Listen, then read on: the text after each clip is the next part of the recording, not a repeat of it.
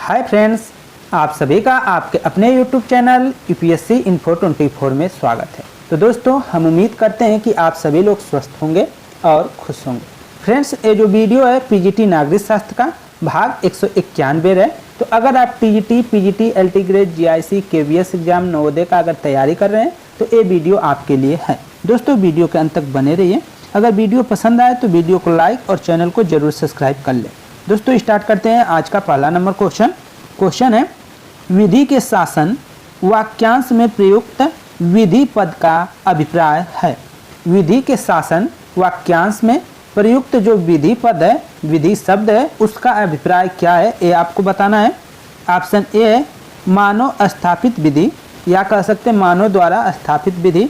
Option B है प्राकृतिक विधि। Option C है संविधान के अधिसमय। ऑप्शन डी है सामान्य विधि। तो इसका आंसर हो जाएगा दोस्तों मानव स्थापित विधि। ऑप्शन ए आपका सही आंसर हो जाएगा। विधि के शासन वाक्यांश में प्रयुक्त विधि पद का अभिप्राय है कि मानव स्थापित जो विधि है उसी से हमारा अभिप्राय है। तो आप व्याख्या भी देख लीजिए थोड़ा सा। भारतीय संविधान भारत में विधि के शासन की स्थापना करता है। भारत में संविधान सर्वोच्च है और इस कारण कोई भी व्यक्ति या अधिकारी संविधान के प्रावधानों का उल्लंघन नहीं करता है। अगला क्वेश्चन देखते हैं 12 नंबर क्वेश्चन है राज्य में जिला न्यायाधीशों को निम्न में से कौन नियुक्त करता है। बहुत ही इंपॉर्टेंट क्वेश्चन है, क्वेश्चन पूछा भी गया है। राज्य में जिला न्यायाधीशों को निम्न में से कौन नियुक्त करता है। ऑप्शन ए है राज्य का राज्यपाल। ऑप्शन बी है भारत का राष्ट्रपति। ऑप्शन सी है राज्य का मुख्यमंत्री।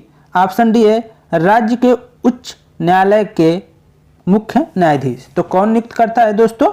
तो आंसर आपका ए के साथ जाएगा राज्य का राज्यपाल। ठीक है, राज्य में जिला न्यायाधीश को निम्न में से कौन नियुक्त करता है? तो आंसर हो जाएगा राज्य का राज्यपाल। जब राज्य के जिला न्यायाधीशों की बात आ रही है तो राज्यपाल करेगा दोस्तों। जब केंद्र की बात आएगी, सर्वोच्च न्यायालय की बात आएगी, तो वहाँ पे आप क्या कहेंगे? वहाँ पे आप मतलब राष्ट्रपति को लगाएंगे, ये ध्यान रखिएगा। आगे देखते हैं इसका व्याख्या। राज्यपाल जिला न्यायाधीशों की नियुक्ति उच्च न्यायालय के परामर्श से करता है। जिला न्यायाधीशों की नियुक्ति राज्य लोक सेवा आयोग के न्यायिक सेवा में चयनित अधिकारियों में से वरिष्ठता के आधार पर की जाती है। राज्य का राज्यपाल उस व्यक्ति को भी न्यायाधीश नियुक्त कर सकता है जो किसी न्यायालय में 7 वर्षों तक लगातार अधिवक्ता रहा हो। आगे देखते हैं 13 नंबर क्वेश्चन। पुरुष के लिए युद्ध वही है जो स्त्री के लिए मातृत्व। यह मत किसका है? ऑप्शन ए है विंस्टन का।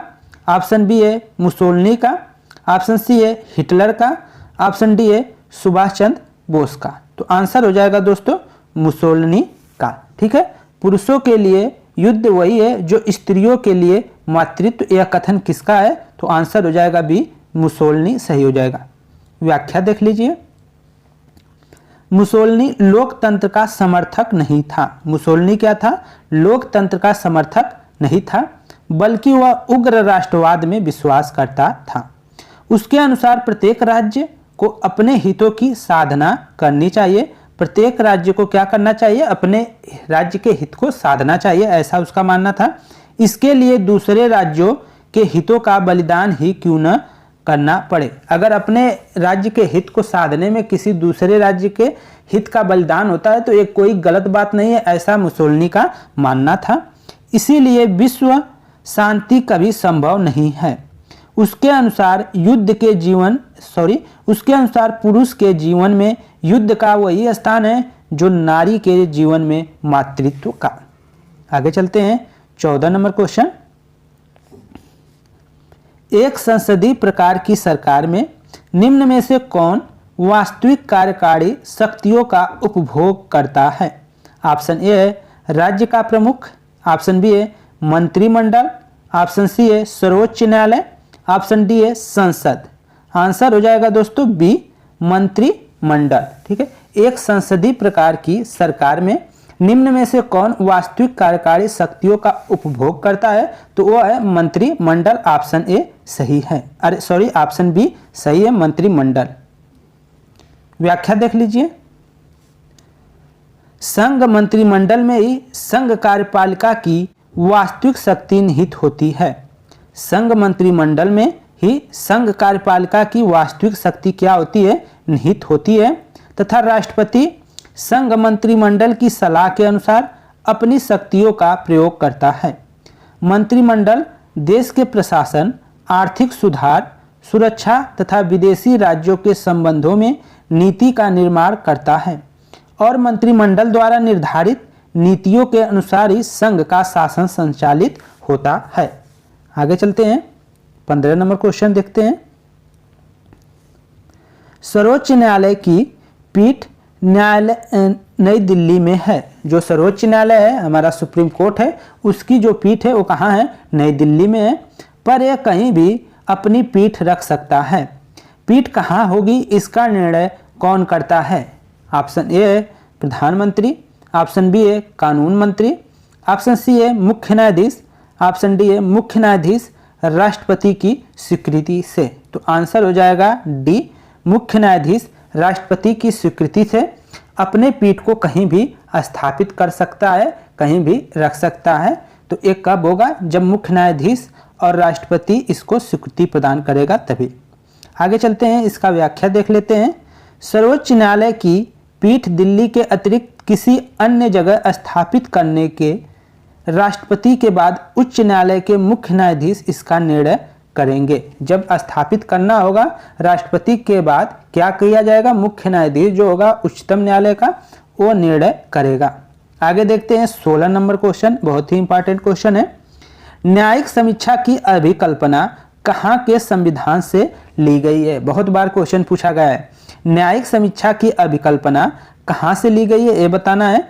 ऑप्शन ए है यूएसएसआर से, ऑप्शन बी है यूके से, ऑप्शन सी है यूएसए से, ऑप्शन डी है स्विट्जरलैंड से। तो आंसर क्या हो जाएगा? सी सही हो जाएगा, यूएसए से।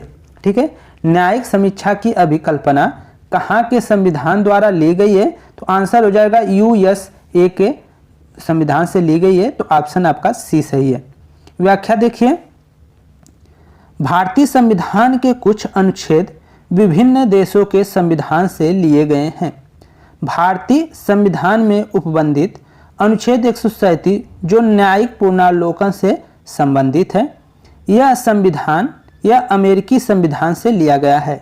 तो जो न्यायिक पुनर्विलोकन का जो संविधान में उपबंध है वो किस अनुच्छेद में है दोस्तों? तो 137 में है, इसको नोट करिएगा जरूर। और ये कहाँ से लिया गया है? तो अमेरिका के संविधान से लिया गया है। 2 क्वेश्चन होते हैं। जबकि पूर्व सोवियत संघ से मूल कर्तव्य को लिया गया है, जो हमारे 11 मौलिक कर्तव्य है उसको कहाँ से लिया गया है? सोवियत संघ या रूस से लिया गया है। ब्रिटेन में जो संसदीय व्यवस्था तथा विधि का शासन लिया गया है, तो इंग्लैंड से संसदीय शासन व्यवस्था या विधि का शासन तथा विधि का शासन को लिया गया है। तो यहाँ से 4-5 क्वेश्चन बन रहे हैं। आगे चलते हैं, 17 नंबर देखते हैं। निम्न में से कौन पंचशील का एक सिद्धांत नहीं है? निम्न में से कौन पंचशील का एक सिद्धांत नहीं है ये बताना है। ऑप्शन ए है गुट निरपेक्षता, ऑप्शन बी है शांतिपूर्ण सह-अस्तित्व, ऑप्शन सी है एक दूसरे के अंतर्राष्ट्रीय मामलों में हस्तक्षेप नहीं करेगा कोई, ऑप्शन डी है एक दूसरे के क्षेत्र और संप्रभुता का पारस्परिक जो है आदर करेंगे। एक देश दूसरे देश के संप्रभुता और अपने क्षेत्र अखंडता का वो आदर करेंगे। तो इसमें से आंसर आपका ए सही हो जाएगा, गुट निरपेक्षता। तो कौन पंचशील सिद्धांत का एक भाग नहीं है? तो वो है गुट निरपेक्षता। इसका पंचशील सिद्धांत से कुछ लेना देना नहीं है। ऑप्शन ए सही है, मतलब वही है जो नहीं है। ठीक है, अब इसका व्याख्या देखिए, सब अच्छे से समझ में आ जाएगा। भारत और चीन के बीच नई दिल्ली में 29 अप्रैल 1954 को तिब्बत को लेकर एक समझौता हुआ। तो ये समझौता पंचशील किसके बीच हुआ था? तो भारत और चीन के मध्य हुआ था। उस समय भारत के जो प्रधानमंत्री थे जवाहरलाल नेहरू थे, ये याद रखिएगा। और कब हुआ था? तो 29 अप्रैल 1954 में हुआ था, ये इसको याद रखिएगा। समझौता हुआ। जो कि पंचशील समझौता के नाम से ही जाना जाता है। और ये समझौता किस लिए हुआ था? तो तिब्बत को लेकर हुआ था। तिब्बत को लेकर यह समझौता हुआ था।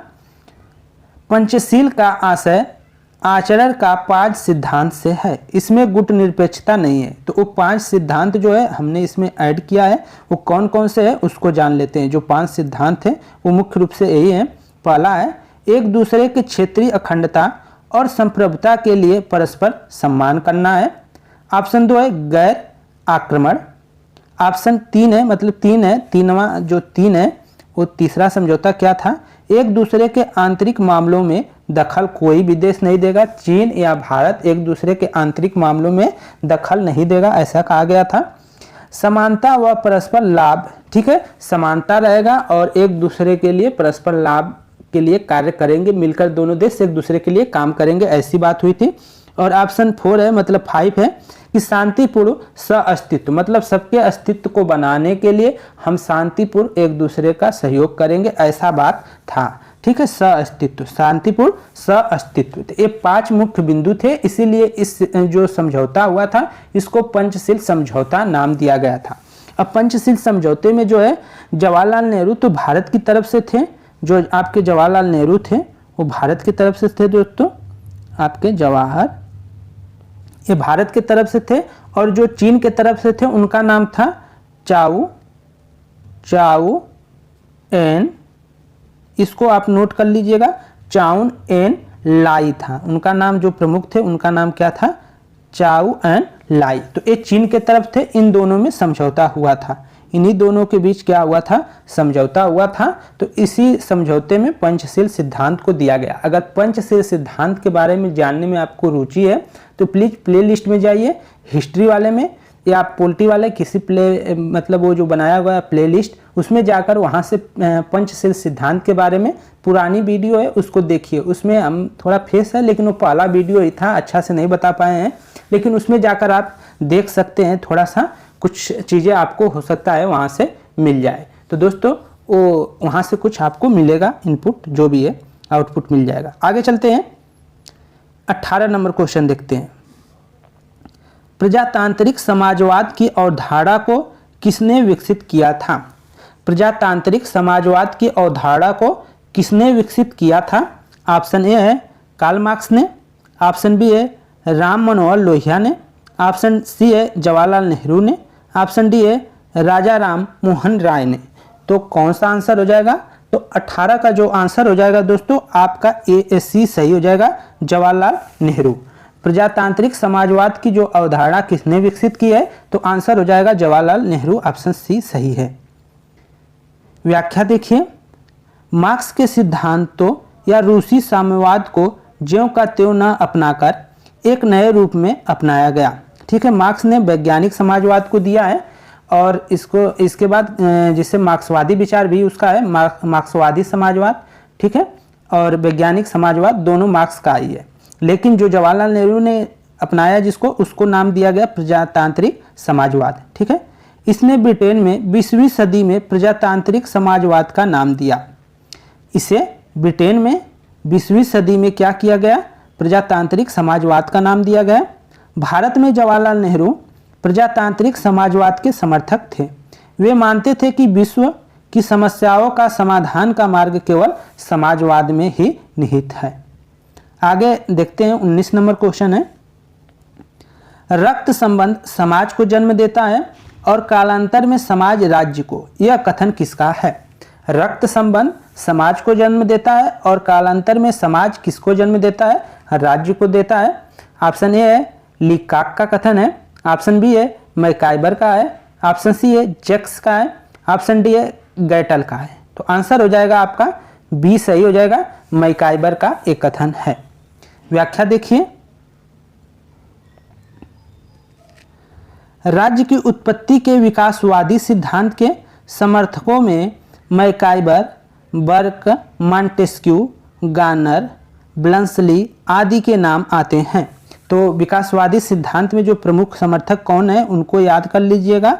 एक है आपके मैकाइबर, कौन है दोस्तों?